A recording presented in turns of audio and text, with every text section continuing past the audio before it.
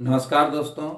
आज हम लोग बीपीएससी मुख्य परीक्षा के लिए भारतीय अर्थव्यवस्था में कृषि के महत्व पर चर्चा करेंगे।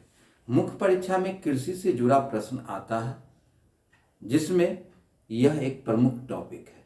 देश की लगभग 70% जनसंख्या जो है, ग्रामीण आबादी जो है, आज भी अपनी आजीविका के लिए कृषि कार्यों पर ही निर्भर करती है। यानी कि देश की आबादी का 70% भाग यानी कि ग्रामीण क्षेत्रों में किसी न किसी रूप में, यानी कि प्रत्यक्ष या अप्रत्यक्ष रूप से जो है सो अपनी आजीविका के लिए कृषि कार्य पर ही निर्भर करता है। उनकी आजीविका का मुख्य साधन कृषि कार्य है।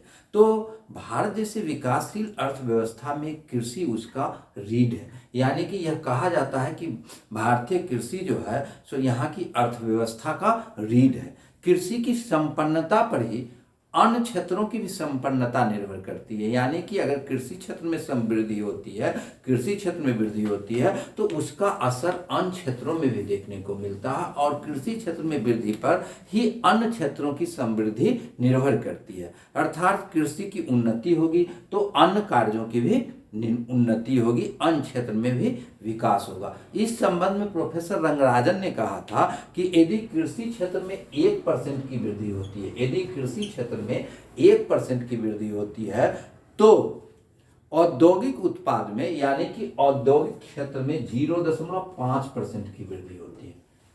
अगर कृषि क्षेत्र में 1% की वृद्धि होती है तो औद्योगिक क्षेत्र में जो है सो 0.5% की वृद्धि होती है। तथा राष्ट्रीय आय में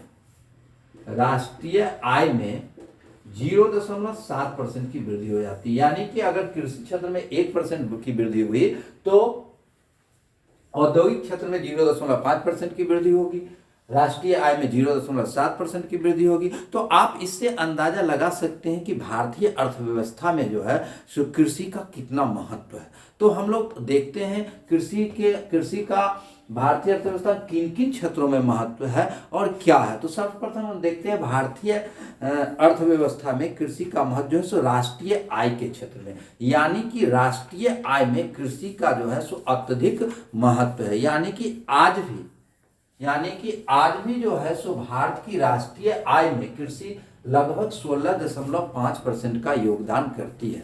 यानी कि जिस समय भारत स्वतंत्र हुआ था उस समय इसका योगदान लगभग 50% था, लेकिन अब इसका घटते घटते 16.5% हो गया। लेकिन 16.5% यानी कि घटना इसके महत्व को कम नहीं करता है, क्योंकि जो जो अन्य सेक्टरों का विकास हुआ है, यानी कि द्वितीयक और तृतीयक क्षेत्रों का विकास हुआ है, तो सापेक्ष रूप से इसमें कमी आई है। लेकिन आज भी इसके महत्व को इनकार नहीं किया जा सकता है। आज भी जो है सो राष्ट्रीय आय में कृषि का अकेला एक बहुत बड़ा योगदान है। अब हम लोग दूसरा पॉइंट देखते हैं, खाद्यान्नों की आपूर्ति। यानी कि खाद्यान्नों की आपूर्ति में कृषि का अत्यधिक महत्व है। यानी कि कृषि की उन्नति पर ही हमारी खाद्यान्न व्यवस्था निर्भर करती है। यानी कि आज जो है सो हम खाद्यान्न के मामले में आत्मनिर्भर हुए हैं। यानी कि हमें अब आयात नहीं करना पड़ता है, विदेशों से हम खाद्यान्न आयात नहीं करते हैं,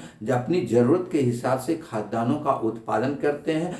वर्तमान में भारत में खाद्यान्न का उत्पादन पिछले वित्तीय वर्ष में 285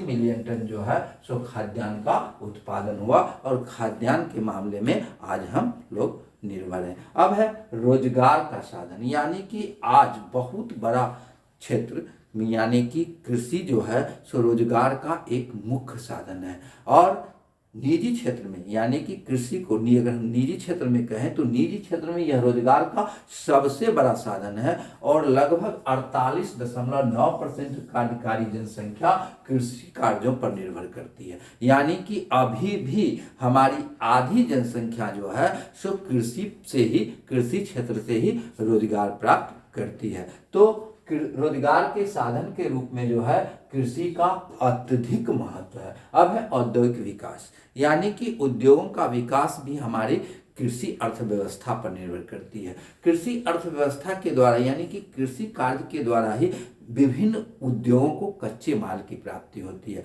बड़े उद्योग में भी और छोटे उद्योग, मझोले उद्योग, लघु उद्योग, कुटीर उद्योग आदि को कच्चे माल का एक महत्वपूर्ण साधन जो है सो हमारा कृषि सेक्टर है, कृषि क्षेत्र है। अब कच्चा माल जैसे हम जूट उद्योग देखते हैं, जूट उद्योग का कच्चा माल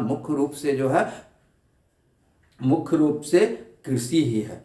उसके बाद जैसे हम सूती वस्त्र उद्योग को देखते हैं तो सूती वस्त्र का कच्चा माल कपास जो है सो कृषि क्षेत्र से ही प्राप्त होता है। चीनी उद्योग को देखते हैं, उसका गन्ना जो है कृषि क्षेत्र से ही प्राप्त होता है। एवं अन्य छोटे छोटे उद्योग, खाद्य प्रसंस्करण उद्योग आदि जो है सो कृषि पर ही निर्भर करता है। उसके बाद कृषि का एक महत्वपूर्ण अग्रगामी संबंध और प्रतिगामी संबंध कृषि का उद्योग के साथ होता है। अग्रगामी संबंध किसको कहते हैं उसको अगर हम देखें तो अग्रगामी संबंध है कृषि कार्य के द्वारा, यानी कि कृषि कार्य हुआ, कृषि कार्य के द्वारा कच्चा माल की प्राप्ति हुई और ये कच्चा माल जो है सो उद्योग को गया, तो इस संबंध को कहते हैं अग्रगामी संबंध। यानी कि कृषि से कच्चा माल की प्राप्ति हुई और कच्चा माल जो है सो उद्योग को गया, ये अग्रगामी संबंध है। और दूसरा प्रतिगामी संबंध या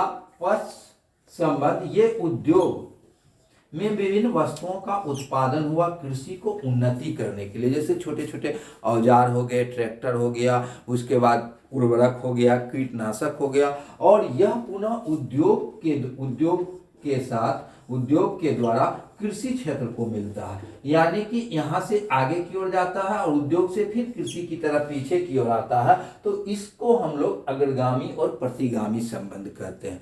तो कृषि के साथ जो है कृषि उद्योग के साथ कृषि का अग्रगामी और प्रतिगामी संबंध बहुत ही मजबूत होता है। इसके साथ ही जब क्रय शक्ति लोगों की बढ़ती है, यानी कि अच्छी कृषि होगी, कृषि से आय में वृद्धि होगी, तो लोगों की क्रय शक्ति में वृद्धि होगी, और लोगों की जब क्रय शक्ति बढ़ेगी तो वह औद्योगिक उत्पादों को खरीदेगा, यानी कि औद्योगिक सामानों को खरीदेगा। तो औद्योगिक सामानों को खरीदेगा तो उस क्षेत्र में उद्योग का भी विकास होगा, यानी कि किसी न किसी रूप में उद्योग का कृषि से जुड़ा हुआ है। तो हम लोग देखें कि उद्योग को विकास में जो है सो कृषि किस प्रकार महत्व देती है। अब हम लोग देखते हैं अंतर्राष्ट्रीय व्यापार में कृषि का महत्व। तो अंतर्राष्ट्रीय व्यापार में भी जो है कृषि का अत्यधिक महत्व, भुगतान संतुलन को ठीक करने में, इसके साथ साथ जो है सो निर्यात में और विदेशी मुद्रा की प्राप्ति में कृषि का बहुत ही महत्वपूर्ण है। आज भी लगभग 11.76%